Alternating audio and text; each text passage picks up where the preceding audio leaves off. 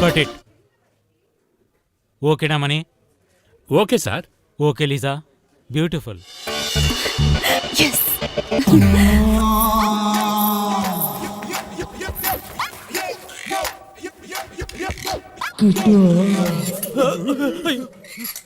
కొంచెం రివైండ్ చేయండి.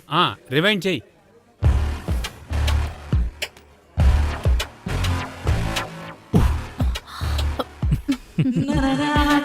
ఆనంద్ సార్, ఇప్పుడు మా అమ్మాయి ఎలా ఉంది?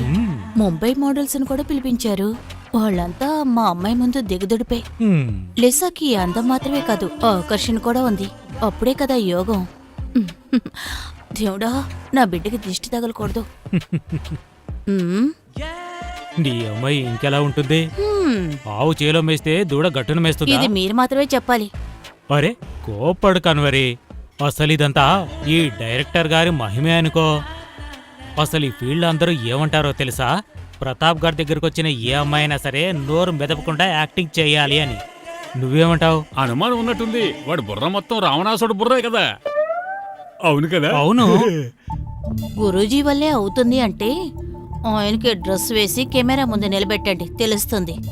ఏం చేయమంటారు? ఎప్పుడు చూసినా డైరెక్టర్ గారు కొత్త అమ్మాయిలు కావాలి, కొత్త మోడల్స్ కావాలని నస పెడుతూ ఉంటారు.